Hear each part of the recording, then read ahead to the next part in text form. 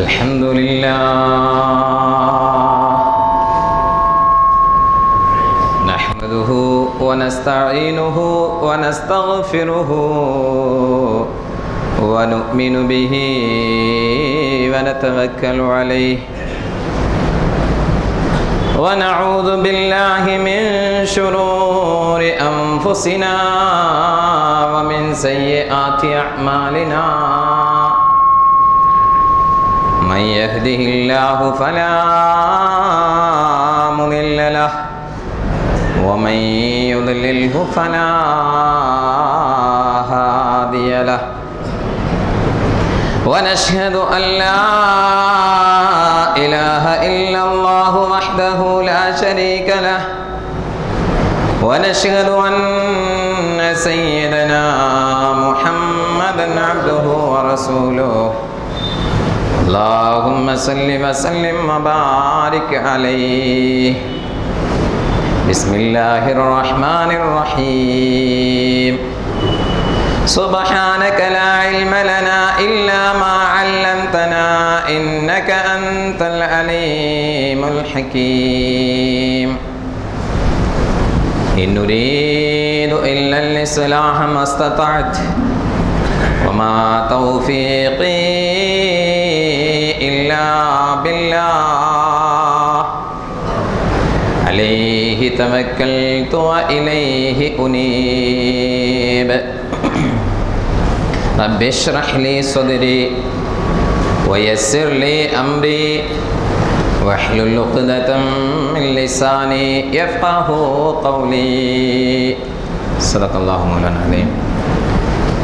கண்ணியத்திற்கும் பெரும் மதிப்பிற்கும் மரியாதைக்கும் உரிய பெரியவர்களே, பாசத்திற்குரிய அருமையான சகோதரர்களே, எதிர்கால இஸ்லாத்தினுடைய உயர்வு தாழ்வுகளுக்கு சொந்தக்காரர்களான இளைஞர் பெருமக்களே, வருங்கால இஸ்லாத்தின் சந்ததிகளே, அல்லாஹ்வுடைய கிருபையும் அஷ்ரஃபுல் ஹல்கி முஹம்மது முஸ்தபா ஸல்லல்லாஹு அலைஹி வஸல்லம் அவர்களுடைய அன்பும் ஷஃபாஅத்தும் புனித ஜும்மாவினுடைய அமல்களை நிறைவேற்றுவதற்காக வேண்டி குழுமி இருக்கின்ற நம்மின் மீதும் நம்மை சார்ந்தவர்களின் மீதும் நாம் நேசிப்பவர்களின் மீதும் நம்மை நேசிப்பவர்களின் மீதும் கியாமத் நாள் வரையிலும் உண்டாகட்டுமாக.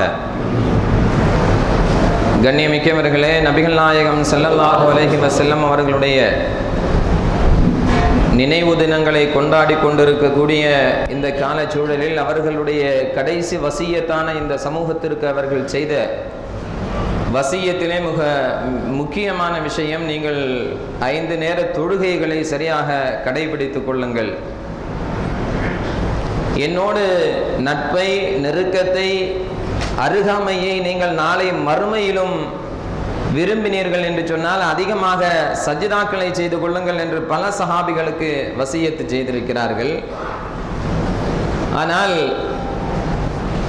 நபியினுடைய புகழை பாடுவதிலே ஆர்வம் காட்டிக் கொண்டிருக்கக்கூடிய நாம், மௌலூதுகளிலே, நேர்ச்சைகளிலே ஆர்வம் காட்டிக் கொண்டிருக்கக்கூடிய நம்முடைய சமூகம் அவர்களுடைய இறுதி வசியத்தான தொழுகையை அலட்சியப்படுத்தி கொண்டிருக்கக்கூடிய ஒரு காலகட்டத்தில் நாம் வாழ்ந்து கொண்டிருக்கிறோம்.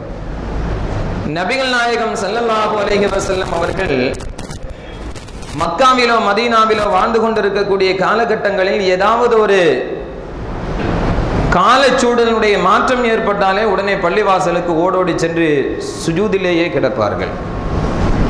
எப்பொழுது அந்த மாற்றம் நீங்கி போகிறதோ அதுவரையிலும் சுஜூதில் தான் இருப்பார்கள் என்பதை வரலாறு முழுக்க நிறைய ஹதீஸ்களிலே, எல்லா கிரந்தங்களிலும் பதிவு செய்யப்பட்ட ஹதீஸ்களிலே பார்க்கிறோம். ஒரு சஹாபி சொல்கிறார், மதீனாவில் மிக வேகமாக காற்றடித்தது, மிக வேகமாக புயல் காற்று ஒன்று அடித்தது. நாங்கள் எல்லோரும் ரசூலை தேடி போனோம், ரசூலுக்கு ஏதாவது ஆபத்து வந்து விடக்கூடாது என்பதற்காக வேண்டி. நாம் ஏற்கனவே சொல்லி இருக்கிறோம், 8 அடி அகலமும் 10 அடி நீளமும் கொண்ட அந்த குடிசையிலே வாழ்ந்து கொண்டிருக்கக்கூடிய நம்முடைய உயிருக்கு உயிரான உயிரினும் மேலான கண்மணி அஷ்ரஃபுல் ஹல்கி முஹம்மது முஸ்தபா ஸல்லல்லாஹு அலைஹி வஸல்லம் அவர்களை பாதுகாக்க வேண்டும் என்பதற்காக வேண்டி நாங்கள் ஓடுகின்ற பொழுது நாங்கள் பார்க்கிறோம், பள்ளியிலே நபிகள் நாயகம் ஸல்லல்லாஹு அலைஹி வஸல்லம் அவர்கள் சுஜூதிலே கிடந்து கொண்டிருக்கிறார்கள். எப்பொழுது அந்த புயல் நின்றதோ, வேகமாக அடிக்கக்கூடிய அந்த காற்றினுடைய சுழற்சி நின்றதோ, அதுவரையிலும் சுஜூதில் தான் அஷ்ரஃபுல் ஹல்கி முஹம்மது முஸ்தபா ஸல்லல்லாஹு அலைஹி வஸல்லம். அவர்களுக்கு என்ற ஒரு சிரமம் ஏற்பட்ட போதிலும், சமூகத்திற்கு ஒரு சிரமம் ஏற்பட்ட போதிலும் அவர்கள் தொழுகைக்கு முக்கியத்துவம் கொடுத்தார்கள். சூரிய கிரகணம் ஏற்பட்ட பொழுது, இன்றைக்கு நாம் பைனாகுலர் வழியாக எப்படி ஏற்படுகிறது என்பதை அறிவியல் மையங்களிலே பார்த்து கொண்டிருக்கிறோம். ரசூல் சுஜூதிலே கிடந்த இறைவனிடத்திலே துஆ செய்தார். ஏனென்றால் சூரியனுடைய பிடியும் சந்திரனுடைய பிடியும் அல்லாஹ்வினுடைய கையிலே இருக்கிறது. அல்லாஹ் சொன்னான், எல்லாம் என்னுடைய கட்டுப்பாட்டில் இருக்கிறது. அந்த கட்டுப்பாடை ஒருவேளை தளர்த்தி விட்டால், நாம் பார்க்கிறோம் பூமியை விட 13,000 கோடி மிகப்பெரிய சூரியன், சூரியனை விட 13,000 கோடி மிகப்பெரிய நட்சத்திரங்கள், இப்படி பல கோடிக்கணக்கான நட்சத்திரங்களை கொண்டது ஒரு கேலக்சி. இப்படிப்பட்ட கேலக்சிகள் 10,000க்கும் மேற்பட்டவைகள் இந்த அண்ட வெளியிலே சுழன்று கொண்டிருக்கிறது. குல்லுன் ஃபீ ஃபலகி யஸ்பஹூன், எல்லாம் அந்தந்த வட்டப்பாதையிலே சுழன்று கொண்டிருக்கிறது. எல்லாம் அல்லாஹ்வினுடைய கட்டுப்பாட்டிலே இருக்கிறது. அனைவற்றையும் தன்னுடைய பிடியிலே வைத்திருக்கக்கூடிய அல்லாஹ் சொல்கிறான், ஒரே ஒரு கேலக்சி அல்லது ஒரே ஒரு நட்சத்திரம் அல்லது ஒரே ஒரு கோள் அந்த வட்டப்பாதையிலிருந்து என்னுடைய பிடியை நான் நிறுத்திவிட்டேன் என்று சொன்னால் இந்த பூமி சின்ன பின்னமாக சுக்குநூறாக சிதறிவிடும் என்று அல்லாஹ் குர்ஆனிலே சொன்னான். எனவே சந்திர கிரகணம் ஏற்பட்ட பொழுதும் சூரிய கிரகணம் ஏற்பட்ட பொழுதும் எப்பொழுது அல்லாஹ்வினுடைய பிடி சந்திரனை சூரியனை விட்டுவிடுமோ, அதன் காரணமாக இந்த சமூகம் அடிமை நோக்கி சென்று விடுமோ என்று பயந்து அல்லாஹ்வினுடைய ரசூல் உடனே மஸ்ஜிதுக்கு ஓடுவார்கள். எனவேதான் அல்லாஹ் சொன்னான், வஸ்தஈனு பிஸ்ஸப்ரி வஸ்ஸலாஹ், நீங்கள் எந்த உதவியை தேடுவதாக இருந்தாலும் நிலை குலையாமல் பொறுமையோடு இருந்து தொழுகையை கொண்டு உதவி தேடுங்கள் என்று அல்லாஹ் சொன்னான். உடனே ஓடுவார்கள் மஸ்ஜிதுக்கு. சந்திர கிரகணம் வேடிக்கை பார்க்கக்கூடிய விஷயம் அல்ல ரசூலுக்கு. சூரிய கிரகணம் வேடிக்கை பார்க்கக்கூடிய விஷயம் அல்ல ரசூலுக்கு. ரசூலுக்கு பயம் எல்லாம் இந்த சமூகம் வேதனைப்படுத்தப்படுவிடுமோ. எப்பொழுது அந்த பயம் நீங்கியது தெரியுமா? அல்லாஹ் சொன்னான், வமா கான அல்லாஹு லியுஅஸிபஹும் வ அன்த ஃபீஹிம் வமா கான அல்லாஹு முஅஸிபஹும் வ ஹும் யஸ்தக்பிரூன். நபியே, நீங்கள் இந்த சமூகத்தில் உள்ள காலம் வரையிலும், நீங்கள் இந்த சமூகத்தில் உள்ள காலம் வரையிலும் இந்த சமூகம் அழிக்கப்பட மாட்டாது, இந்த சமூகம் வேதனை செய்யப்பட மாட்டாது, இந்த சமூகத்திற்கு இன்னல் ஏற்படாது. அல்லாஹ் குர்ஆனிலே வாக்களித்தான். ரசூல் சாந்தமடைந்தார்கள். அவர்கள் பாவ மன்னிப்பு கோரிக்கொண்டிருக்கக்கூடிய காலமெல்லாம் அவர்கள் தண்டிக்கப்படவே மாட்டார்கள். சகோதரர்களே, ரசூல் வாழ்ந்து கொண்டிருப்பது அல்லது ரசூலினுடைய சுன்னத்து நம்முடைய வாழ்க்கையில் இருப்பது நம்முடைய அழிவை தடுக்கும். இரண்டாவது தடுப்பது நாம் செய்யக்கூடிய சின்ன சின்ன பாவமான காரியங்களை எல்லாம் உணர்ந்து உடனே தௌபா செய்வது. இந்த இரண்டு விஷயங்கள் தான் இந்த சமூகத்தை தடுக்கும். வேதனையிலிருந்து தடுக்கும், ஆபத்திலிருந்து தடுக்கும், சங்கடத்திலிருந்து தடுக்கும், இன்னல்களிலிருந்து தடுக்கும். இதை தவிர வேறெந்த சக்திக்கும் இந்த சமூகத்தை அழிவிலிருந்து பாதுகாப்பதற்குண்டான யாருக்கும் அந்த சக்தி கிடையாது. அம்மாவுக்கும் கிடையாது, ஐயாவுக்கும் கிடையாது, சோனியாவுக்கும் கிடையாது. இந்த சமூகத்தினுடைய அழிவை தடுப்பதற்கு ஹர்கத்துல் முஜாஹிதீனால் முடியாது, லஷ்கர் இ தொய்பாவினால் முடியாது. சமூகத்தை வேதனையிலிருந்து தடுக்கக்கூடிய சக்தி இந்த சமூகத்தினுடைய வாழ்க்கையில் இருக்கிறது. ஒன்று சுன்னத்து, மற்றொன்று இஸ்திக்ஃபார். அல்லாஹ் வாக்களித்தான், நபியே, இந்த இரண்டு காரியமும் இவர்களிடத்திலே இருக்கின்ற காலத்தில் இந்த சமூகம் அழிக்கப்பட மாட்டாது. எங்கெல்லாம் இந்த சமூகம் அழிக்கப்படுகிறதோ, இந்தோனேஷியாவில், பலஸ்தீனில், ஈராக்கில், சிரியாவில், எத்தியோப்பியாவில், பர்மாவில் எங்கெல்லாம் இந்த சமூகம் அழிக்கப்படுகிறதோ அங்கெல்லாம் இந்த சுன்னத்து இல்லை, இரண்டாவது இஸ்திக்ஃபார் இல்லை என்ற அர்த்தம். இந்த இரண்டும் இந்த சமூகத்தில் இருந்து எடுபட்டு போனால் இந்த சமூகம் எடுக்கப்பட்டுவிடும். இது குர்ஆன். இப்படி சொன்னதற்கு பின்னால் தான் நபிகள் நாயகம் ஸல்லல்லாஹு அலைஹி வஸல்லம் அவர்கள் சமாதானம் அடைந்தார்கள். இந்த சமூகம் ஒட்டுமொத்தமாக அழிக்கப்படக்கூடாது என்பதிலே கண்ணும் கருத்துமாக மிக காரியமாக இருந்து இந்த சமூகத்திற்காக வேண்டிய சுஜூதில் கிடந்த அழுத வரலாறுகளை படித்ததற்கு பின்னாலும் சகோதரா, மீலாது நபிக்காக வேண்டி ஆடுகளை அறுத்து அண்டாவில் போட்டு நேர்ச்சைகளை கிண்டு விளம்பிக் கொண்டிருக்கக்கூடிய சகோதரனுக்கு இஷாவினுடைய தொழுகையினுடைய சுஜூது ஞாபகத்திற்கு வரவில்லை. அடுத்த நாள் தொழுகையினுடைய சுஜூது ஞாபகத்திற்கு வரவில்லை. நீ ரசூலை நேசிக்கிறாயா இல்லை ரசூலை அவமதிக்கிறாயா? ரசூலினுடைய கடைசி வசியத்தை இந்த சமூகம் மதிக்கல. ரசூலினுடைய கடைசி வசியத்து ஃபாத்திமாட்ட அழுது சொன்னாங்களே, சுஜூது தொழுகையை சரியாக நிறைவேற்ற சொல்லுங்கள், நான் சிபாரிசு செய்கிறேன். மௌலூது ஓதினால் சிபாரிசு கிடைக்கும் என்று சொல்கிறாயே சகோதரா, மௌலூது ஓதினால் நாளை நபியோடு சுவர்க்கத்தில் இருக்கலாம் என்று சொல்கிறாயே சகோதரா, அந்த ரசூல் சொன்ன வசியத்து, ஷஃபாஅத்திற்குண்டான வசியத்து, அந்த சுஜூது இல்லாம போச்சு. ஒரு ஊருக்கு பயானுக்கு போயிருக்கிறேன். நீங்க நினைக்கலாம் இதெல்லாம் சொல்லுவாரு, ஆனா மீலாது நபி விழாவில் போய் பேசிட்டு வருவாரு. மீலாது நபி விழாவிலும் இது மாதிரியான விஷயங்களை சொல்ல வேண்டும் என்று சொன்னால் அங்க போய் தான் சொல்லணும். சும்மா கலாச்சார பள்ளிக்கு வரக்கூடிய நடுநிலைவாதிகளிடத்திலேயும் தௌஹீதுவாதிகளிடத்திலேயும் வாய்க்கிலேயே பேசிடலாம். ஆனால் இந்த தவறுகள் எங்கு நடக்கிறதோ அங்கு போய் சொல்லணும். அப்பதான் கொஞ்சமாவது அவர்களுடைய மனதிலே மாற்றம் ஏற்படும். அசரு தொழுது, மகரிபு தொழுதுட்டு பயான், அசரு தொழுதுட்டு நம்முடைய தப்லீக் சகோதரர்கள் தொழுகைக்காக வேண்டி அழைக்க செல்லக்கூடிய ஒரு மரபு, கஸ்து. உட்கார்ந்து இருக்கிறாரு, தொழுகைக்காக வேண்டி அழைக்க செல்வது மிக முக்கியமான விஷயம். உங்களுக்கு ஒருவேளை அந்த தப்லீக்கினுடைய கொள்கை பிடித்திருக்கிறதோ இல்லையோ, ஆனால் தொழுகைக்காக வேண்டி அழைக்க செல்வது மிக முக்கியமான விஷயம். ஏனென்றால் நபிகள் நாயகம் ஸல்லல்லாஹு அலைஹி வஸல்லம் அவர்கள் சொன்னார்கள், நாளை மறுமையில் மஹ்ஷருடைய வேதனை 3 பேர்களுக்கு இருக்காது. சஹீஹான ஹதீஸ், முஸ்லிமிலே தபரானியிலே பதிவு செய்யப்பட்ட ஹதீஸ். நாளை மறுமையிலே மஹ்ஷருடைய சங்கடமோ துக்கமோ மன அழுத்தமோ 3 கூட்டத்தார்களுக்கு இருக்காது. அதில் ஒரு கூட்டம், ஒரு ரஜுலுன், ஒரு ஆண், ஒரு மனிதன், அத்தன இலல்லாஹி, அல்லாஹ்விற்காக வேண்டி பாங்கு சொல்லப்பட்டது. மஸ்ஜிதிலே பாங்கு சொல்லப்பட்டது. வதஆ இலல்லாஹ், இவன் மக்களை அல்லாஹ்வின் பக்கம் அழைக்கிறான். லிஇப்திகா வஜ்ஹில்லாஹ், அல்லாஹ்வினுடைய பொருத்தத்திற்காக வேண்டி மட்டும். இந்த சமுதாயத்தில் நல்ல பேர் வாங்கணுங்கிறதுக்காக வேண்டி இல்லை, இவர் பெரிய தாயி அப்படின்னு அழைக்கப்படுறதுக்காக வேண்டி இல்லை, அல்லாஹ்வினுடைய பொருத்தத்திற்காக வேண்டி.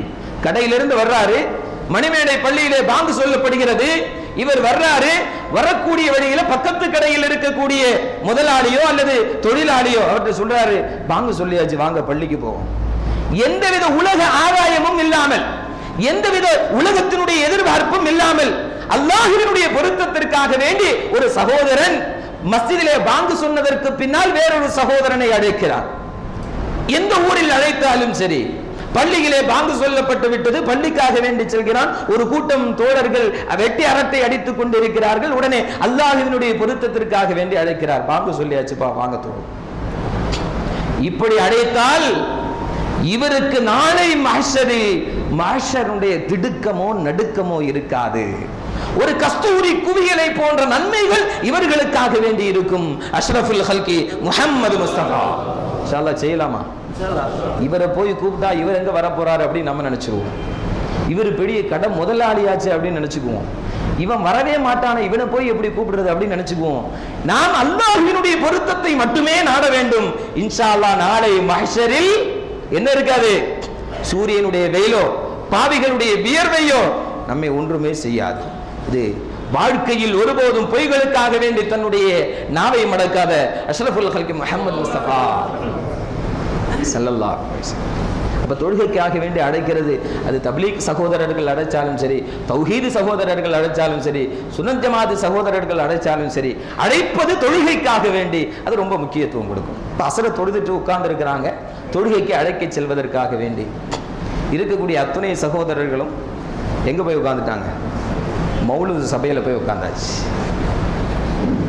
ரசூலை புகழ்வது என்பது சுன்னத்து. எப்படி புகழணும் அது ரசூல் சொல்லி தந்திருக்கிறாங்க, அது வேற விஷயம். தொழுகைக்காக வேண்டி அழைப்பது என்பது ஃபர்லு. இந்த சமூகத்தில் ஃபர்லுக்கும் சுன்னத்துக்கும் வித்தியாசமே தெரியல. சுன்னத்துக்காக வேண்டி ஊரை ரெண்டாக்குவோம், தனித்தனி பள்ளி கட்டுவோம், சமுதாயத்தை பிரிப்போம், ஃபர்லு இல்லாம போயிடும். தொழுகைக்காக வேண்டி அழைக்க சென்றது ரசூல் ஃபர்லாக்கியது, ரசூல் வசியத்து செய்தது, ரசூலினுடைய ஷஃபாஅத்திற்காக வேண்டி ரசூலுல்லாஹ் கட்டாயமாக சொன்னது. அதை அழைப்பதை விட பாஷையே தெரியாத, அர்த்தமே தெரியாத அரபியில் உட்கார்ந்து புகழ் பாடுவது இந்த சமூகத்திற்கு முக்கியமாக போனது. அப்ப சகோதரர்களை நாம சிந்திக்க வேண்டிய விஷயம், ரசூலை நாம் நேசிக்கிறோம் என்று சொன்னால் ரசூலுல்லாஹி ஸல்லல்லாஹு அலைஹி வஸல்லம் அவர்கள் எதை முக்கியத்துவம் கொடுத்து மிக முக்கியமாக மிக அவசியமாக செய்ய வேண்டும் என்று இந்த சமூகத்தின் போதித்திருக்கிறார்களோ அதற்கு முக்கியத்துவம் கொடுக்க வேண்டும். அல்லாஹ் ரசூலுல்லாஹ்ட்ட சொல்றார், லா தமுத்தன்ன ஐனைக இலா மா மத்தஅனா பிஹி அஸ்வாஜம் மின்ஹும் ஸஹரத்தல் ஹயாத்தித் துன்யா லினஃப்தினஹும் ஃபீஹி وَرِزْقُ رَبِّكَ خَيْرٌ وَأَبْقَى وَأْمُرْ أَهْلَكَ بِالصَّلَاةِ وَاصْطَبِرْ عَلَيْهَا لَا نَسْأَلُكَ رِزْقًا نَحْنُ نَرْزُقُكَ وَالْعَاقِبَةُ لِلتَّقْوَى. இன்னைக்கு இந்த சமூகத்தில் இருக்கக்கூடிய மிகப்பெரிய பிரச்சனையை பத்தி அல்லாஹ் குர்ஆன்ல சொல்றான். ரசூலுல்லாஹ்வுக்கு சொல்றது மாதிரி இந்த சமூகத்துக்கு சொல்றான். நிறைய பேருக்கு இன்னைக்கு பொருளாதார பிரச்சனை, ஃபைனான்சியல் கிரைசிஸ். ஐயாவுடைய ஆட்சி போய் அம்மாவுடைய ஆட்சி வந்தா பணப்புழக்கம் நிறைய இருக்கணும் புலம்பிக் கொண்டிருந்த வியாபாரிகள் இன்னைக்கு சொல்றாங்க அம்மாவுடைய ஆட்சியும் அப்படித்தான் இருக்கு, மணி ரொட்டேஷன் இல்லை. நாம சொல்றோம் ஆட்சியல்ல மணி ரொட்டேஷனை நிர்ணயிப்பது அல்லாஹ். தொடர்ந்து மழை பெய்யும், ஆனால் விவசாயம் இருக்காது. அஷ்ரஃபுல் ஹல்கி முஹம்மது முஸ்தபா ஸல்லல்லாஹு அலைஹி வஸல்லம் அவர்கள் இந்தியா வேண்டுமானால் 2030 வல்லரசாகலாம், ஆனால் இந்தியாவில் விவசாயம் இருக்காது. வல்லரசு இந்தியாவில் உணவை தேடி அமெரிக்காவினுடைய உணவு டப்பாக்கள் தான் வரும். இன்னும் கொஞ்ச நாள் ரைஸ் இருக்காது, கோதுமை இருக்காது, புரோட்டீன் பவுடர். நெஸ்ட்லே ஏஜென்சி காரங்க குழந்தைகளுக்கு கொடுக்கிறது மாதிரி புரோட்டீன் பவுடரை கொண்டு வந்து டப்பால கொடுப்பாங்க, அதைத்தான் சாப்பிடணும். அதில் கலந்திருக்கக்கூடிய கெமிக்கல்ஸுக்கு மருந்தும் அவன் தான் கொடுப்பான், அதையும் வாங்குவதற்கு வக்கு வேண்டும். அப்பதான் வல்லரசு இந்தியாவில் வாழ முடியும். இஸ்லாமிய பொருளாதாரம் இல்லாத காரணத்தினால் சமூகத்தில் இன்னைக்கு பொருளாதார சிக்கல் ஏற்பட்டுருச்சு, கண்கூடாக பார்க்கிறோம். அல்லாஹ் சொன்னான் பொருளாதார நெருக்கடியிலிருந்து இந்த சமூகத்திற்கு விடுதலை வேண்டுமா, தொழுகையை சரியாக நிறைவேற்றுங்கள். தொழுது பாருங்க சகோதரர்களே, பொருளாதார நெருக்கடி ஏற்படாது. ஏனென்றால் தொழுகையை ஒருவன் சரியாக செய்துவிட்டால் இஸ்லாமிய கடமைகள் மற்றவைகளையும் சரியாக செய்வான். தொழுகை உடையவனிடத்திலே கஞ்சத்தனம் இருக்காது. சமுதாயத்தில் இருக்கக்கூடிய வசதியானவர்கள் தொட ஆரம்பித்து விட்டால் ஏழைகளுக்கு உதவ ஆரம்பித்து விடுவார்கள். அவர்களுடைய உள்ளங்களிலே இருக்கக்கூடிய கஞ்சத்தனங்கள் அகற்றப்பட்டு விடும். குர்ஆன் சொல்லக்கூடிய விஷயம். இன்னைக்கு முஸ்லிம் சமூகத்தில் 30% அளவுக்கு அதிகமாக பணம் படைத்தவர்கள் இருக்கிறார்கள். 70% தன்னுடைய சுய தேவைகளை கூட நிறைவு செய்வதற்காக வேண்டி மனைவியினுடைய தாயினுடைய கழுத்திலே கிடக்கக்கூடிய தங்க செயினை ஹராமான வட்டிக்கு அடகு வைக்க வேண்டிய சூழலில் இருக்கிறார்கள். கல்விக்காக, மருத்துவத்திற்காக, வியாபாரத்திற்காக, அன்றாட தேவைகளுக்காக 70% முஸ்லிம்கள் ஹராமை நோக்கி சென்று கொண்டிருக்கிறார்கள். எப்படி இந்த சமூகத்தில் பரக்கத்து இருக்கும்? எப்படி இந்த சமூகத்தினுடைய துஆக்கள் அங்கீகரிக்கப்படும்? அல்லாஹ் சொன்னான், லா தமுத்தன்ன ஐனைக லா தமுத்தன்ன ஐனைக. ஏழைகளுக்கு அல்லாஹ் சொன்னான், சகோதரர்களே, இன்று பாவப்பட்ட ஏழைகள் பணக்காரர்களோடு சமமாக வாழ வேண்டும் என்பதற்காக வேண்டி வட்டிக்கு வாங்கி கடன் வாங்கி காரியத்தை நடத்தியாக வேண்டும் என்ற ஒரு சூழலுக்கு ஏழைகள் தள்ளப்பட்ட பொழுது, சகோதரர்களே, முஸ்லிம் சமூகத்தில் உள்ள 50%க்கும் மேற்பட்டவர்கள் வட்டிக்கு அடிமையாகி போனார்கள். அல்லாஹ் சொன்னான், லா தமுத்தன்ன ஐனைக. உங்களுடைய கண்களை நீட்ட வேண்டாம் நபியே. இலாமா மத்தஅனா பிஹி அஸ்வாஜம் மின்ஹும். அவர்களிலிருந்து நிறைய பேர்கள், நிறைய கூட்டங்கள் இந்த உலகத்தினுடைய ஆசாபாசங்களை, இந்த உலகத்தினுடைய இன்பங்களை, இந்த உலகத்தினுடைய செல்வச் செழிப்புகளை எல்லாம் அனுபவித்துக் கொண்டிருப்பதை பார்த்து, நபியே, ஸஹரத்துல் ஹயாத்தித் துன்யா, இந்த உலக ஆடம்பரங்களின் பக்கம் உங்களுடைய பார்வைகளை நீங்கள் திருப்ப வேண்டாம் நபியே. லினஃப்தினஹும் ஃபீ. நாம் அந்த பொருளாதாரத்தை அவர்களுக்கு கொடுத்திருப்பது அவர்களை சோதிப்பதற்காக வேண்டித்தான். அதனால அவர் பெரிய வீடு கட்டி இருக்கிறாரு, நாமளும் வீடு கட்டணும். இன்னைக்கு எல்லாருக்கும் இருக்குது, எல்லா ஏழைகளுக்கும் இருக்கிறது, எல்லா பாவப்பட்டவர்களுக்கும் இருக்கிறது. கடன் வாங்கி லோன் வாங்கி வீடு கட்டணும். அப்புறம் லோன் அடைக்கிறதுக்கு வீடு விற்கணும், மறுபடி தெருவுக்கு வரணும். தேவையா? குர்ஆன் சொல்லுது வசதி உள்ளவர்கள் வீடு கட்டுகிறார்கள் என்று. நீயும் என்ன செய்யாத, அதை பார்த்துட்டு அதே மாதிரி டைல்ஸ் பதிக்கணும், அதே மாதிரி பாத்ரூம் கட்டணும், அதே மாதிரி மெட்டீரியல்ஸ் நம்ம வீட்லயும் வேணும், அதே மாதிரி எல்சிடி டிவி வேணும், அதே மாதிரி ஷோபா செட்டு வேணும். வேண்டாம். நபிகள் நாயகம் ஸல்லல்லாஹு அலைஹி வஸல்லம் அவர்கள் சொன்னார்கள், நாளை ஒரு 3 கூட்டத்தை அல்லாஹ் ஏறிட்டு பார்க்க மாட்டான். ஒன்று பொய் சொல்லக்கூடிய அரசன், மற்றொன்று வயதானதற்கு பின்னாலும் விபச்சாரம் செய்யக்கூடிய கிழவன், மூன்றாவது பெருமை அடிக்கக்கூடிய ஏழை. நீ ஏழைங்கிறத பெருமையா சொல்லு. இஸ்லாம் என்ன சொல்லுது தெரியுமா? நீ ஏழை அப்படிங்கறத பெருமையா சொல்லு, ஏழ்மையை மறைத்து பெருமை அடிக்காத. நீ ஏழைன்னு சொல்றதுல பெருமைப்படு. ஏனென்றால் நாளை சுவர்க்கத்தில் நிறைய ஏழைகளை பார்த்ததாக அஷ்ரஃபுல் ஹல்க் முஹம்மது முஸ்தபா ஸல்லல்லாஹு அலைஹி வஸல்லம் மேராஜுக்கு சென்று விட்டு திரும்பி வருகின்ற பொழுது சொன்னார்கள், இன்னைக்கு நாம ஸ்டேட்டஸ் விட்டு கொடுக்கிறது இல்லை. ஏழையாக இருந்தால் ஏழ்மையை வெளிப்படுத்துவதற்கு அச்சப்படுகிறோம், கூச்சப்படுகிறோம். கட்டம் வாங்கியாவது 4 பேர்கிட்ட கேட்டாவது நம்ம ஸ்டேட்டஸை மெயின்டைன் பண்ணணும். லோன் வாங்கியாவது வீடு கட்டணும், டிவுவுக்கு எடுத்தாவது வண்டி ஓட்டணும். அல்லாஹ் திரும்பி பார்க்க மாட்டான் என்று சொன்னார்கள். உலகத்தில் இல்ல, நாளை மறுமையில். ரசூல் தடுத்ததை, குர்ஆன் தடுத்ததை இந்த சமூகம் செய்து சமூகம் இன்னைக்கு ஃபைனான்சியல் கிரைசிஸ்ல தவிச்சிட்டு இருக்குது.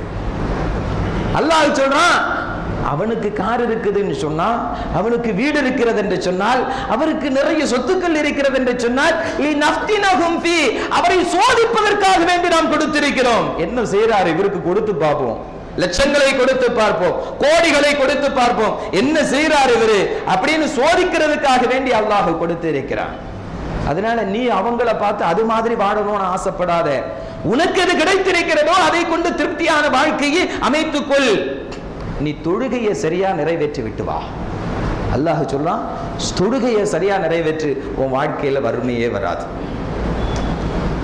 தொழுதற்கு பின்னாலும் வறுமை வருகிறது என்று சொன்னால் நம்முடைய தொழுகை சரியில்லை என்று அர்த்தம். குர்ஆன் சொல்கிறது, இன்ன ஸலாத்த தன்ஹா அனில் ஃபஹ்ஷாஇ வல் முன்கர். நிச்சயமாக தொழுகை மானக்கேடான காரியங்களிலிருந்து, அருவருக்கத்தக்க செயல்களிலிருந்து தடுக்கிறது.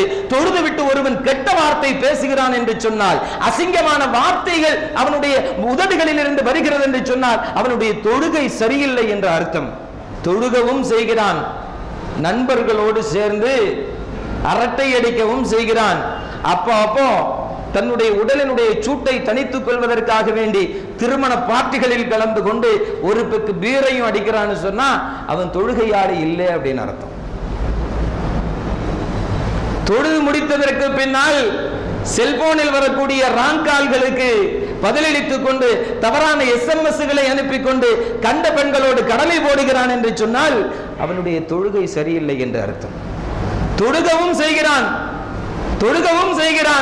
ஊர்ல உருசு வரும்போது, சந்தனக்கூடு வரும்போது யானைக்கு பின்னால் அணிவகுத்துக் கொண்டு சண்டை மேளத்திற்கு பின்னால் அணிவகுத்து செல்கிறான் என்று சொன்னால் அவனுடைய தொழுகை சரியில்லை என்ற அர்த்தம். குர்ஆன் ஒருபோதும் பொய் சொல்லாது. இன்ன ஸலாத்த தன்ஹா அனில் ஃபஹ்ஷாஇ வல் முன்கர். நிச்சயமாக தொழுகை மானக்கேடான அருவருக்கத்தக்க செயல்களிலிருந்து தடுக்கும் என்று குர்ஆன் சொல்கிறது. நபிகள் நாயகம் ஸல்லல்லாஹு அலைஹி வஸல்லம் அவர்களிடத்திலே வருகிறார்கள் சஹாபிகள். யா ரசூலல்லாஹ், ஒரு சஹாபியை குறிப்பிட்டு சொல்கிறார்கள், பெயர் மறைக்கப்பட்டிருக்கிறது.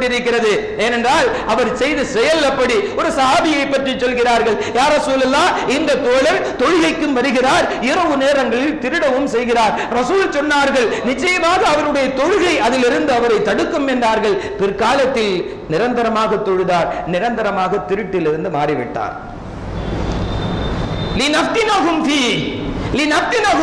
அவர்களை சோதிப்பதற்காக வேண்டியே நாம் இந்த பொருளாதாரத்தை கொடுத்திருக்கிறோம்.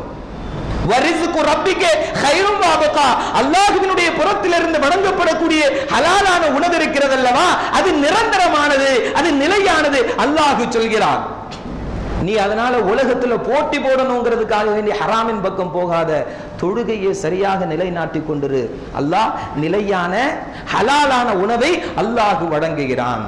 அதனால தொழக்கூடியவர்களுக்கு வறுமை ஒருபோதும் ஏற்படாது. தொழக்கூடியவர்களுக்கு வறுமை ஒருபோதும் ஏற்படாது. ஏற்படுகிறது என்று சொன்னால் தொழுகையிலே குறை இருக்கிறது என்று அர்த்தம். அல்லாஹ் சொல்கிறான், வஅமுர் அஹ்லக பிஸ்ஸலாத்தி வஸ்தபிர் அலைஹா லா நஸ்அலுக ரிஸ்கா நஹ்னு நர்ஸுகுக் வல் ஆகிபத்து லித்தக்வா. நபியே, நீங்களும் தொழுகையை சரியாக நிறைவேற்றுங்கள், உங்களுடைய குடும்பத்தார்களையும் சரியாக தொழுகையை நிறைவேற்ற சொல்லுங்கள். லா நஸ்அலுக ரிஸ்கா, அல்லாஹ் உணவு கேட்பதில்லை, அல்லாஹ்வுக்கு உணவு தேவையில்லை, அல்லாஹ்விற்கு உணவு கொடுக்க வேண்டிய அவசியம் இல்லை. நேர்ச்சை செய்து ஆட்டை அறுத்து மாட்டை அறுத்து கோழியை அறுத்து நீங்கள் ஆற்றங்கரை பள்ளிக்கு கொடுப்பதை போன்று, பொட்டல் புதூருக்கு கொடுப்பதை போன்று, ஏர்வாடிக்கு கொடுப்பதை போன்று அது அல்லாஹ்விற்காக வேண்டி கொடுக்கிறீர்கள் என்று சொன்னால் அல்லாஹ் சொல்கிறான், எனக்கு உணவு தேவையில்லை, எனக்கு தேவையில்லை. நஹ்னு நர்ஸுகுக், நாம் தான் உங்களுக்கு உணவளிக்கிறோம். வல் ஆகிபத்து லித்தக்வா, நல்லடியார்களுக்கு தான் கடைசி முடிவு நல்லதாக இருக்கும் என்று குர்ஆன் சொல்கிறது. அதனால ஹராமான காரியங்களிலே ஈடுபட்டு கொண்டு வசதியானவர்களை போன்று நாமும் வாழ வேண்டும். இன்னைக்கு சொல்றாங்க எல்லா தரப்பிலையும் இன்னைக்கு இந்த மிடில் கிளாஸ் ஃபேமிலி தான் படாத பாடுபட்டுக்கிட்டு இருக்கு. நடுத்தர வர்க்க குடும்பங்கள் உழன்று கொண்டிருக்கிறது. ஒன்று மேலே போகணும், இல்லை கீழே வரணும். கீழே வர்றதை யாரும் விரும்புறதில்லை, கீழே வருவதை யாரும் விரும்புவதில்லை. மேலே செல்ல வேண்டும் என்பதற்காக வேண்டி பல ஹராம்களை இந்த சமூகம் செய்து கொண்டிருக்கிறது. அதற்கு மேலே இருப்பவர்களும் ஒரு காரணம். தனக்கு பொருளாதாரம் இருக்கிறது என்பதற்காக வேண்டி தன்னுடைய மகனுடைய திருமணங்களை ஆடம்பரமாக செய்து இந்த சமூகத்தை அழிவை நோக்கி அழைத்து செல்லக்கூடிய வசதியானவர்களும் ஒரு காரணம். அல்லாஹ் சொல்கிறான், சகோதரா, உனக்கு வியாபாரத்தை தந்தது, உனக்கு பெரிய மாட மாளிகைகளை தந்தது, உனக்கு தொழிலாய் தந்தது, உனக்கு கோடிகளை கொடுத்ததெல்லாம் உன்னை சோதிப்பதற்காக வேண்டி.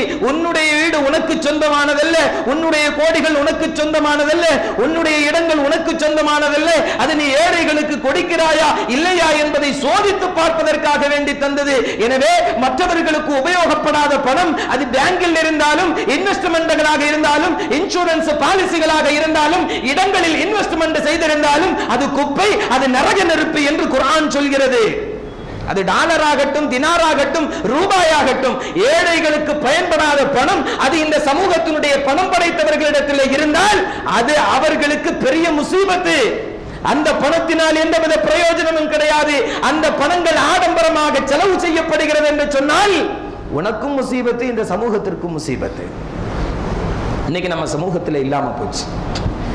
ஏழைகளுடைய உணர்வுகளை புரிந்து கொள்ளக்கூடிய மனோபக்குவம் வசதி படைத்தவர்களிடத்திலே இல்லாமல் போய்விட்டது. ஒரு பாவப்பட்டவன் சலாம் சொன்னால் பதில் சொல்வதற்கு கூட தயாராக இல்லை. இந்த சமூகத்தில் உள்ள பணம் படைத்தவர்களில் பெரும்பாலானவர்கள், நிறைய சகோதரர்கள் மிக நல்லவர்கள் இருக்கிறார்கள், அவர்களாக கேட்டு உதவி செய்யக்கூடியவர்கள். ஆனால் பெரும்பாலானவர்களிடத்திலே எங்க இவன் சலாம் சொல்லி பதில் சொன்னா நாளைக்கு குமருகாரியனோ அல்லது கடன் இருக்குதுன்னு சொன்னோம், அல்லது மருத்துவத்திற்கு உம்மாவுக்கு ஆபரேஷன் சொல்லி வந்துருவானோ என்று சொல்லி ஏழைகளிடத்திலே சலாம் சொல்வதற்கு கூட, சலாம் சொன்னால் பதில் சொல்வதற்கு கூட வெட்கப்படக்கூடிய ஒரு சமூகம் இன்னைக்கு நம்ம சமூகத்தில் ஆயிடுச்சு.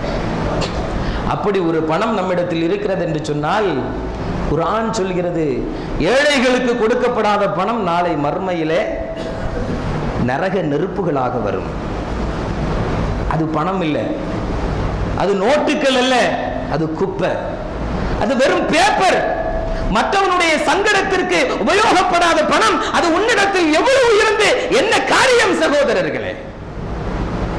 சஹாபிகளிடத்திலே பணம் இருந்தது, ஆனால் பாவங்களுக்கு தேவை என்ற பொழுது அது மஸ்ஜித் நபவிக்கு வந்தது. அவர்கள் வீடுகளில் வைத்து பாதுகாக்கவில்லை. இன்றைக்கு இந்த சமூகம் பாதுகாக்கிறது.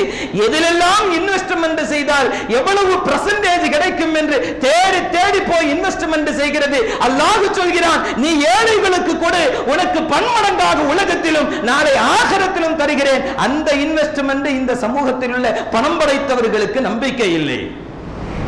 அவர்களுக்கு போக, அவர்களுடைய பிள்ளைகளுக்கு போக, அவர்களுடைய பேர குழந்தைகளுக்கும் போக சேமித்துக் கொண்டே இருக்கிறார்கள். எல்லா இடத்திலும் சேமிப்பு சேமிப்பு சேமிப்பு. எனவே அல்லாஹ்வும் சேமித்து விட்டான் உணவை அவனுடைய கஜானாவில்.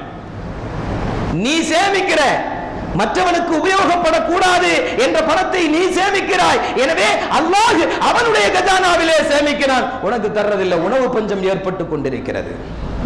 இன்னைக்கு இந்த சமூகத்தில் எத்தனை பேர் வட்டி வாங்கக்கூடாது என்று உறுதியோடு இருக்கக்கூடிய இளைஞர்களில் எத்தனை பேர் உம்மாவினுடைய மருத்துவத்திற்காக வேண்டி அழுகிறார்கள்.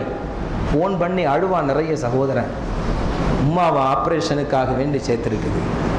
இன்றைக்கு இந்த சமூகத்திலே ஏழைகள் கடன் கேட்டால் கொடுப்பதற்கு யாரும் இல்லை, அரசாங்கம் கூட இல்லை.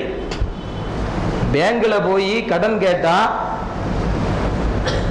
எதற்கு பகரமாக தருவது அப்படின்னு அவன் கேட்கிறான், அவன் ஜாமீன் கேட்கிறான். எதையாவது கொடுப்பதற்கு இருந்தா இவன் எதற்கு கடன் கேட்கிறான். ஆனால் திரும்ப கெட்டவே கூடாது என்று பணக்காரர்கள் நீயத்தோடு சென்று கேட்கின்ற பொழுது வசதியானவர்களுக்கு கிடைக்கிறது. இடத்தின் பெயரால், வீட்டின் பெயரால், தொழிலின் பெயரால் கடன் வழங்கப்படுகிறது. அரசாங்கத்திலும் ஏழைகளுக்கு அங்கும் இடமில்லை என்றால் ஏழைகளுக்கு கொடுப்பது கட்டாயம் என்று சொன்ன இந்த மார்க்கத்தில் உள்ளவர்களும் கூட ஏழைகளுக்கு கொடுப்பதற்கு தயாராக இல்லை. அதனால போன் பண்ணி அழுகிறாங்க நிறைய சகோதரர்கள். வட்டியின் பக்கம் நெருங்கக்கூடாது என்று இருந்தேன், ஆனால் இந்த சமூகத்தில் நான் கேட்டால் யாருமே தர்றதில்லை. எப்படியாவது வட்டியிலிருந்து நான் பாதுகாக்கப்பட வேண்டும், வட்டிக்கு போகக்கூடாது. ஆனால் உம்மாவை பார்க்க வேண்டியது கடமை. ஏதாவது வழி இருக்கிறதா என்று அவன் கண்ணீர் சிந்துகின்ற பொழுது சகோதரர்களே, அவனுக்கு உபயோகப்படாமல் நாம் நம்முடைய பெட்டிகளில் பூட்டி வைத்திருக்கக்கூடிய பணங்கள் குப்பைகள் சகோதரர்களே, அது வெறும் பேப்பர்கள். என்றைக்காவது உணவு பஞ்சம் ஏற்பட்டால் கோடிக்கணக்கான பணம் நம்முடைய வீட்டில் இருக்கலாம், லாக்கர்ல இருக்கலாம், அதனால எந்தவித பிரயோஜனமும் கிடையாது. குஜராத்தினுடைய கலவரங்கள் ஏற்பட்ட பொழுது அகமதாபாத்தினுடைய தொழிலதிபர்கள் கோடிக்கணக்கான ரூபாய் அவர்கள் வைத்திருந்தார்கள். என்ன பிரயோஜனம் அவர்களுக்கு? 2004 சுனாமி ஏற்பட்ட பொழுது கன்னியாகுமரியிலிருந்து தேங்காய்பட்டணம் வரையிலும் கடற்கரைகளில் ரூபாய் நோட்டுகள் மிதந்து வந்தது. யாருக்காவது என்ன பிரயோஜனமும் இருந்ததா? அழிவு ஏற்படுகின்ற பொழுது இந்த பேப்பரினால், இந்த நோட்டுகளினால் எந்தவித பிரயோஜனமும் ஏற்படாது. பஞ்சம் ஏற்படுகின்ற பொழுது நோட்டுகள் இருக்கும், ரூபாய்கள் இருக்கும், டாலர்கள் இருக்கும், உணவு இருக்காது. அதனால் இருக்கின்ற காலகட்டத்திலேயே கொடுத்து உதவுங்கள் மற்றவர்களுக்கு.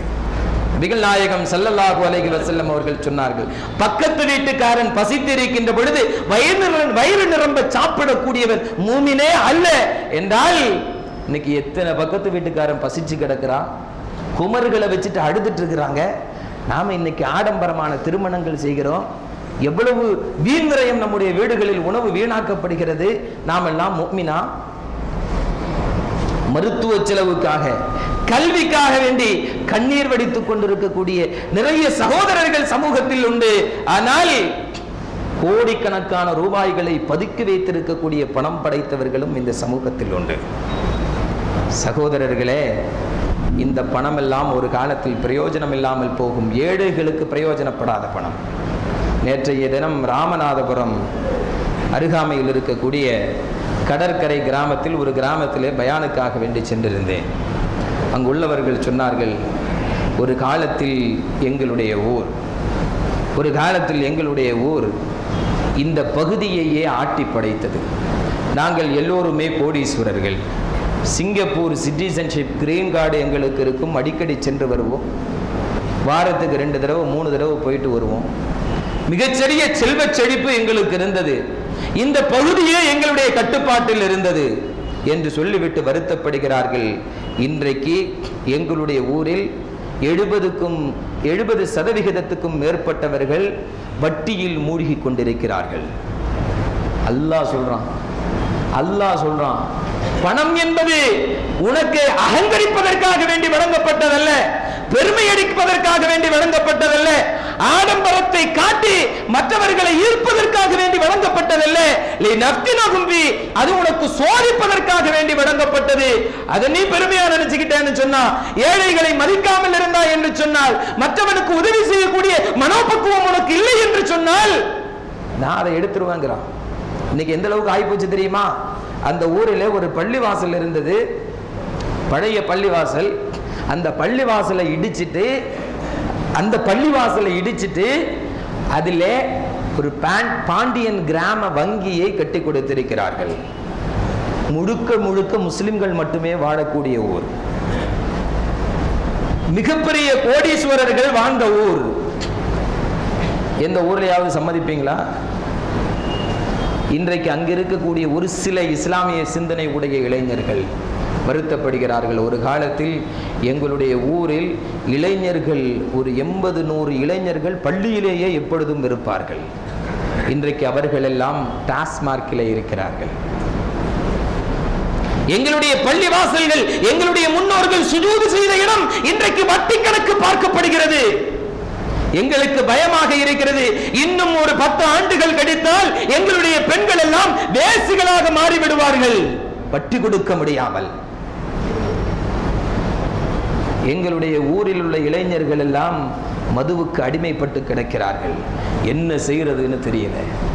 சகோதரா, இஸ்லாம் சொல்கிறது பணம் உன்னை சோதிப்பதற்காக வேண்டி வழங்கப்பட்டது. அதை சரியாக பயன்படுத்தவில்லை என்று சொன்னால் பாவப்பட்டவனும் அழிஞ்சு போவான், பணக்காரனும் அழிஞ்சு போவான். எத்தனையோ சமூகம் அழிக்கப்பட்டிருக்கிறது என்று குர்ஆன் எச்சரிக்கிறது சகோதரர்களே. தொடர்ந்து வரக்கூடிய கடற்கரை கிராமங்களில் மற்றொன்று 1000 குடும்பங்கள் இருந்தது, இன்றைக்கு 2 குடும்பம் மட்டுமே இருக்கிறது. அடுத்த ஒரு கிராமம் வருகிறது, அதை பற்றி சொல்கிறார்கள் 100 குடும்பங்கள் இருந்தது, இன்றைக்கு பள்ளிவாசல் பூட்டி கிடக்கிறது. அல்லாஹ் சொல்கிறான் உனக்கு வழங்கப்பட்டிருக்கக்கூடிய பொருளாதாரத்தை சரியாக பயன்படுத்தவில்லை என்று சொன்னால், இந்த கடற்கரை கிராமங்கள் எல்லாம் நாமெல்லாம் ஒரு 20 வருஷம் 30 வருஷத்துக்கு முன்னாலதான் வளைகுடா பகுதிகளுக்கு சென்றிருப்போம். அவர்கள் எல்லாம் சுதந்திர காலத்திற்கு முன்னாலேயே சிங்கப்பூரோடு, புர்னேயோடு, மலேசியாவோடு தொடர்புடையவர்கள். எப்படி இன்னைக்கு கீழக்கரை காயல்பட்டணம் பெரிய பணக்கார ஊராக இருக்கிறதோ, இதை விட சிறந்து விளங்கிய ஊர்கள் அதை சரியாக பயன்படுத்தவில்லை. அல்லாஹ் அதை எடுத்துக்கொண்டான். எவ்வளவு பெரிய கோடிகள் இருந்தாலும், நூற்றுக்கணக்கான கோடீஸ்வரர்கள் இருந்தாலும் அந்த பணத்தெல்லாம் ஒன்றும் செய்ய முடியாது. நிதர்சனமாக கண்டு கொண்டிருக்கிறோம். எனவே சமூகத்தில் மாற்றம் வர வேண்டும். சமூகத்தில் மாற்றம் வர வேண்டும். மாற்றம் இல்லை என்று சொன்னால் ஒட்டுமொத்த சமூகமும் பாதிக்கும். சில பேர் கஷ்டப்படுறான் அப்படின்னு சொல்லி சில பேர் சந்தோஷமாக இருந்தால் பாதிப்பு என்பது எல்லா சமூகத்திற்கும் வரும் என்பதை குர்ஆன் சொல்கிறது, ஹதீஸ் சொல்கிறது. அதை நிதர்சனமாக இன்றைக்கு நாம் பார்த்து கொண்டிருக்கிறோம் சகோதரர்களே. எனவே பாவப்பட்டவர்கள் கேட்கின்ற பொழுது அவர்களுடைய சிரமத்தை உணர்ந்து உதவி செய்ய வேண்டும். அல்லாஹ் சொல்கிறான், வஃபீ அம்வாலிஹிம் ஹக்குன் லிஸாயிலி வல் மஹ்ரூம். அவர்களுடைய பொருளாதாரத்திலிருந்து கேட்பவர்களுக்கும் கேட்காதவர்களுக்கும் பங்கிருக்கிறது. சில பேர் பத்தினித்தனமா இருப்பாங்க, வெளியே பார்க்கிறதுக்கு வசதியா இருக்கும். ஆனா அவர்கள் அல்லாஹ்வை தவிர வேறு யாரிடத்திலும் உதவி தேடக்கூடாது என்ற உறுதியோடு இருப்பார்கள். அவர்களை தேடி சென்று கொடுக்க வேண்டும் என்று குர்ஆன் சொல்கிறது. இன்னைக்கு கேட்டுட்டு வர்றவனுக்கே கொடுக்கிறது இல்லை. இஸ்லாமியர்களுடைய வியாபாரம் இஸ்லாமியர்களுடைய கரங்களிலிருந்து சென்று கொண்டிருக்கிறது. ஒரு காலத்தில் எல்லா நாடுகளிலும் வியாபாரத்திலே தலை சிறந்து விளங்கிய இஸ்லாமிய சமூகம் இந்தியாவை கீழடக்க வேண்டும் என்று சொன்னால் வெள்ளையன் திட்டமிட்டான், இங்குள்ள இஸ்லாமிய வியாபாரிகளுடைய தரத்தை குறைக்க வேண்டும், அவர்களுடைய பல்ல புடுங்கணும். அதனால லண்டன்ல ஒரு மாநாடு போட்டான். போட்டு சொன்னா வியாபார ரீதியாக அவர்களை வீழ்த்தினால் தான் இந்தியாவை கைப்பற்ற முடியும். முகலாயர்களை வீழ்த்துறதெல்லாம் அவனுக்கு ஒரு பெரிய விஷயம் இல்லை. அக்பர் பேரரசு, அதை தொடர்ந்து அந்த முகலாய மன்னர்கள், அவங்களை அழிக்கிறதெல்லாம் அவனுக்கு ஒரு பெரிய விஷயமாக இல்லை. அவனுக்கு விஷயம் இஸ்லாமிய வியாபாரிகள். ஒரு மாநாடு போட்டான். உங்கள்கிட்ட இருக்கிற பணத்தை எல்லாம் கொண்டு வந்து கொடுங்கன்னு சொன்னான். முஸ்லிம்கள் எங்கெல்லாம் உற்பத்திகளை வாங்கி வியாபாரம் செய்து கொண்டிருக்கிறார்களோ அதையெல்லாம் மொத்தமா ஹோல்சேலா அவன் வாங்கிட்டு போனான். அடுத்து முஸ்லிம்கள் வியாபாரம் செய்துவிட்டு விட்டுவிட்டு முதலெடுக்க போனார்கள். அங்கே பொருள் இல்லை. என்ன ஆகும்? பொருள் இல்லைன்னா அப்புறம் கொழும்புக்கு போனோம், அப்புறம் ரங்கூனுக்கு போனோம், அப்புறம் மலேசியாவுக்கு, இப்போ வளைகுடாவிற்கு. திரும்ப வந்தால் என்ன செய்வது? ஒன்றும் தெரியாது. நபிகள் நாயகம் ஸல்லல்லாஹு அலைஹி வஸல்லம் அவர்கள் சிறந்த ஒரு பொருளாதாரத்தை ஏற்படுத்தி கொடுத்தார்கள். மக்காவிலிருந்து ஒன்றுமில்லாத வந்த முஹாஜிர்களுக்கு, அவர்கள் வியாபாரிகள், மதீனாவில் இருப்பவர்கள் விவசாயிகள். மதீனாவில் இருப்பவர்களுக்கு வியாபாரம் செய்ய தெரியாது, மக்காவில் உள்ளவர்களுக்கு விவசாயம் செய்ய தெரியாது. முன்பின் அறிமுகம் இல்லாத அந்த கூட்டத்தை இஸ்லாத்தின் கீழ் ஒருங்கிணைத்து சொன்னார்கள், நீங்கள் செய்யக்கூடிய விவசாயத்தை அவர்கள் விற்று தருவார்கள். 2 பேரும் சரிசமமாக லாபத்தை பகிர்ந்து கொள்ளுங்கள். தத்தனாஸரு வலா துஸ்ரிஃபு, நீங்கள் ஒருவருக்கொருவர் உதவி செய்து கொள்ளுங்கள், ஆனா பணம் வந்ததுக்கு பின்னால வீண் விரயம் செய்யாதீங்க அப்படிங்கிறதையும் எச்சரித்தார்கள். இதை யார் எடுத்தா? ஆங்கிலேயர்கள் எடுத்தார்கள், முஸ்லிம்களை வீழ்த்தினார்கள். ஹதீஸை கொண்டு முஸ்லிம்களை வீழ்த்தினார்கள். இன்றைக்கு இந்த ஹதீஸை நாடார் சமூகம் செய்து கொண்டிருக்கிறது, நாடார் சமூகம் பின்பற்றிக் கொண்டிருக்கிறது. 1 முறை அல்ல, 2 முறை அல்ல, 3 முறை ஒருவன் தொழிலிலே தோற்று போனாலும் மீண்டும் அவனுக்கு உதவி செய்வதற்கு அந்த சமூகம் இன்றைக்கும் தயாராக இருக்கிறது. 50 ஆண்டுகளுக்கு முன்னால் மேலாடை உடுத்தக்கூடாது என்று தலித்துகளை விட மிக மோசமாக நடத்தப்பட்ட நாடார்களுடைய உரிமைகளுக்காக வேண்டி போராடியவர்களில் நம்முடைய முஸ்லிம் சமூகமும் உண்டு. அவர்களுடைய உரிமைகளுக்காக வேண்டி போராடியவர்களில் முஸ்லிம் சமூகமும் உண்டு. முஸ்லிம் சமூகம் எந்த நாடார் சமூகத்திற்காக வேண்டி போராடியதோ அந்த நாடார் சமூகம் விழித்து எழுந்தது எப்படி தெரியுமா? இஸ்லாமிய மார்க்க அறிஞர்களிடத்திலே கேட்டார்கள், உங்களுடைய ஜகாத் முறையை பற்றி எங்களுக்கு சொல்லுங்கள். இஸ்லாமிய மார்க்க அறிஞர்களிடத்திலே கேட்டு ஜகாத் முறையை மகிமை என்ற அடிப்படையிலே அவர்கள் உருவாக்கினார்கள். இன்றைக்கு தமிழகத்தினுடைய அனைத்து மொத்த விலை கொள்முதலும் நாடார் சமூகத்தினுடைய கையில். முஸ்லிம் சமூகத்தை எடுத்து பாருங்க. நாகர்கோவிலில் வியாபாரத்தில், நம்ம மாவட்டத்திலே நாகர்கோவிலில் வியாபாரத்தில் முன்னேறியவர்கள் எத்தனை பேர், வியாபாரத்தில் இருந்து விடைபெற்றுக் கொண்டவர்கள் எத்தனை பேர். ஒருத்தன் வீழ்ந்த உடனே சிரிப்போம், நம்ம சமூகம் அதுதான். மற்றவனுடைய துன்பத்தில் இன்பம் காணக்கூடாது என்று சொன்னார்கள். உன்னுடைய சகோதரனுடைய குறையை மறைத்தால் அல்லாஹ் நாளை உன்னுடைய குறையை மறைப்பான் என்று சொன்னார்கள். உன்னுடைய சகோதரனுக்கு முள் குத்தினால் உன்னுடைய கண்களிலிருந்து கண்ணீர் வர வேண்டும் என்று சொன்னார்கள். உன்னுடைய சகோதரனுடைய சிரமத்தை நீ துடைத்தால் அல்லாஹ் உன்னுடைய சிரமத்தை மாற்றுவான் என்று சொன்னார்கள். ஃபர்து தொழுகைக்காக வேண்டி ரசூல் தாமதமாக வந்தார்கள் என்று சொன்னால் அது ஒரு சகோதரனுடைய சிரமத்தை அகற்றுவதற்காக வேண்டி அந்த நேரத்தை கழித்தார்கள். சுன்னத்தான நோன்பை கூட விடலாம் என்று சொன்னார்கள். சுன்னத்தான ஏத்திகாஃபில் இருந்து வெளியேறலாம் என்று சொன்னார்கள். உன்னுடைய சகோதரன் கஷ்டப்படுவதை தடுப்பதற்கு இன்றைக்கு முஸ்லிம் சமூகம் கஷ்டப்படுவதை பார்த்து முஸ்லிம்கள் சிரித்துக் கொண்டிருக்கிறார்கள்.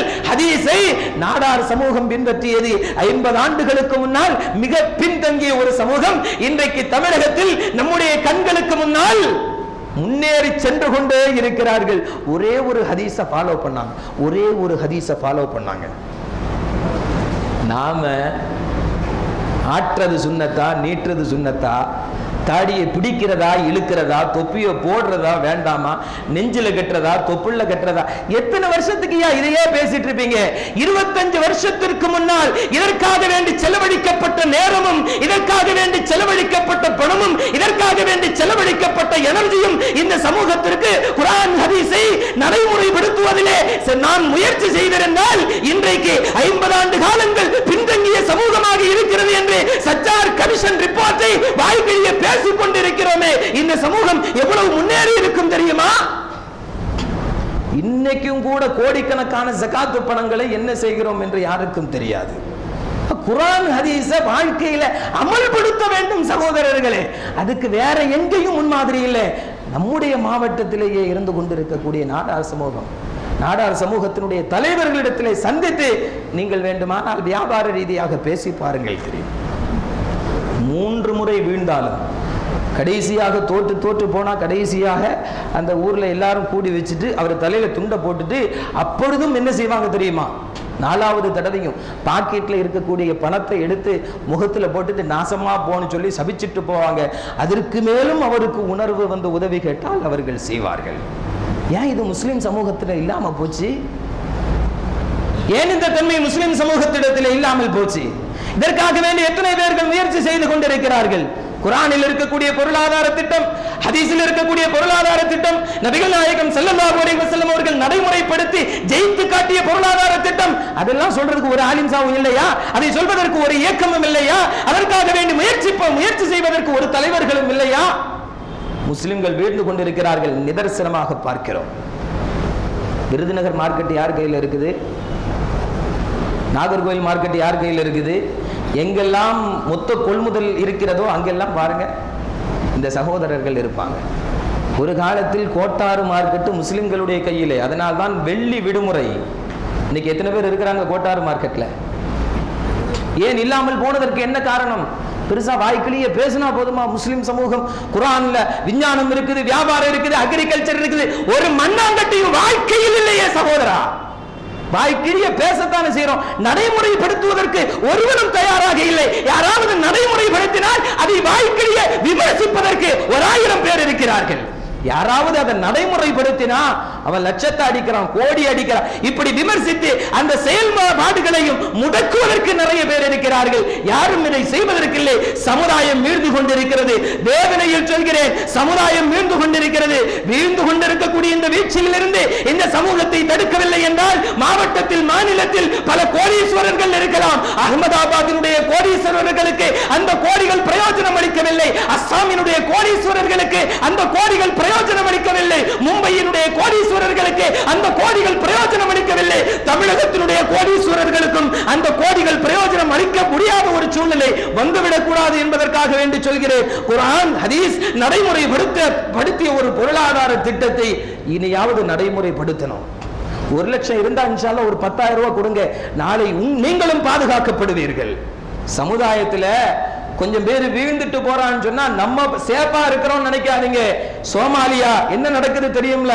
ஒருத்தனும் பணத்தை வச்சுட்டு போக முடியாது. உகாண்டாவில் இருக்கக்கூடிய சகோதரர்களுக்கு தெரியும், உகாண்டாவில் இருக்கக்கூடிய சகோதரர்களுக்கு தெரியும். பணத்திற்காக வேண்டி மனிதனை கூறு போடக்கூடிய சூழ்நிலை. 70% பேர் ஒண்ணு இல்லாம போயிட்டான்னு சொன்னா 30% பேர் ஹாஜியார்கள் எல்லாம் அப்படியே பஜேரோல, சுற்றில, லம்பாக்கணியில, ஆடியில, பென்ஸ்ல சுகமா போயிட்டு வரலாம் நினைக்காதீங்க. இன்னைக்கே சமூகத்தில் திருட்டு எவ்வளவு ஆகி போச்சு, எவ்வளவு திருடு நடக்குது, எவ்வளவு கொள்ளைகள் நடக்குது. நகை அணிந்து விட்டு செல்ல முடிகிறதா? நகையினுடைய விலைகள் ஏற ஏற ஏற கொள்ளையும் பெருகி கொண்டு வருகிறது. ரொம்ப உஷாரா இருந்துக்கோங்க.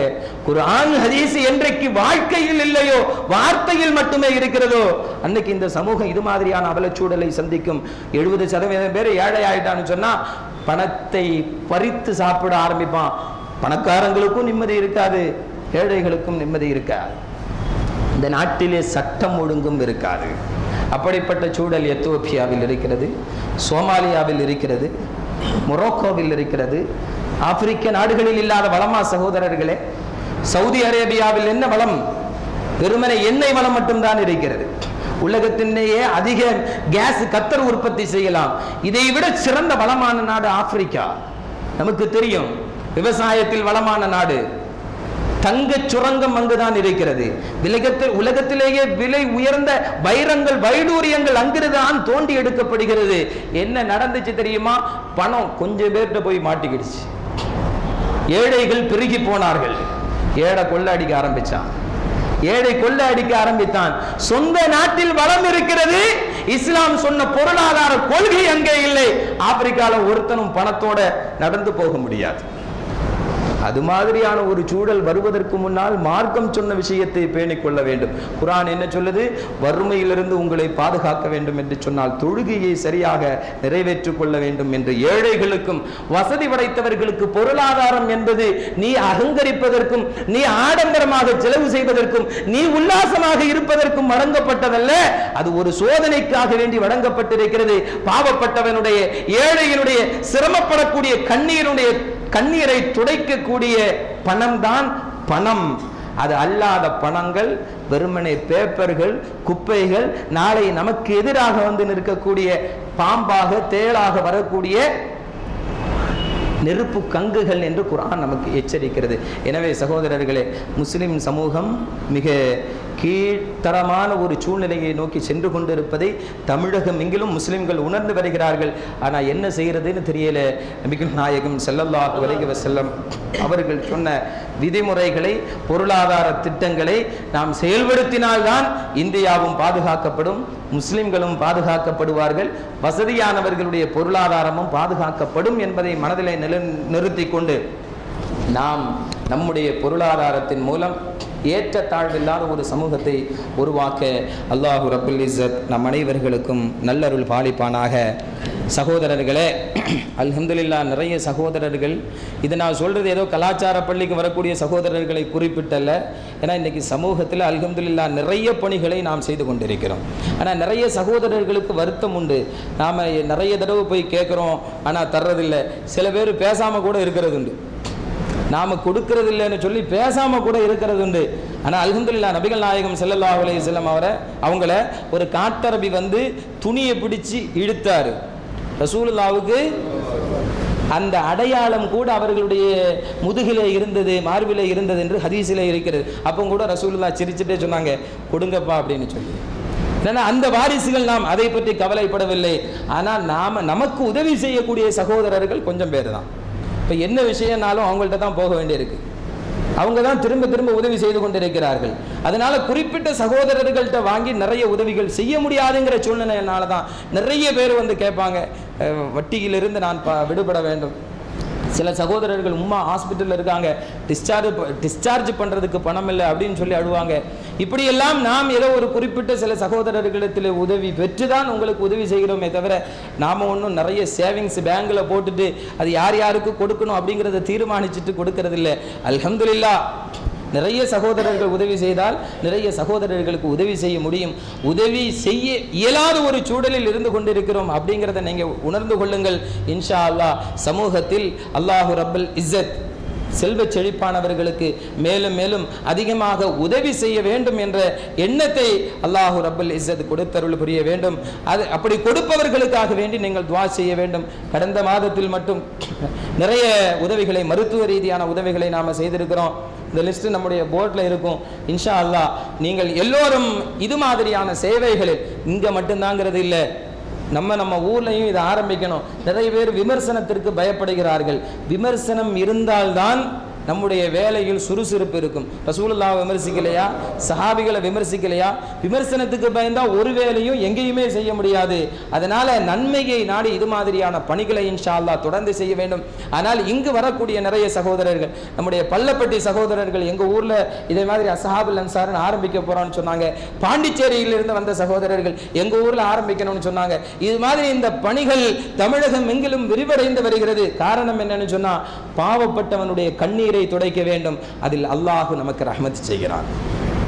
அந்த நோக்கம் நிறைவு செய்யப்பட வேண்டும். அப்படிங்கிறதுனால தான் இன்ஷா அல்லாஹ் இந்த பணிகளை விரிவடைய செய்ய வேண்டும். இதற்காக வேண்டி வேண்டும் மேலும் பல சகோதரர்கள் இன்ஷா அல்லாஹ் தானாக முன்வந்து உதவி செய்ய வேண்டும். உதவி செய்யக்கூடிய சகோதரர்களுக்கு அல்லாஹு ரப்பல் இஸ்ஸத் எல்லா விதமான இக்கட்டான சூழ்நிலையிலிருந்தும் அவர்களை விடுவிப்பானாக. அவர்களுடைய பொருளாதாரத்தை மேம்படுத்தி தந்தருள் புரிவானாக. சிரமப்பட்டு கொண்டிருக்கக்கூடிய சகோதரர்களுக்கு அந்த சிரமத்திலிருந்து அல்லாஹு தஆலா அவர்களுக்கு ஒரு சீரமைப்பை ஏற்படுத்தி கொடுப்பானாக. வாஹிர் தஅவானா அல்ஹம்துலில்லாஹி ரப்பில் ஆலமீன். அஸ்ஸலாமு அலைக்கும் வரஹ்மத்துல்லாஹி வபரகாத்துஹு.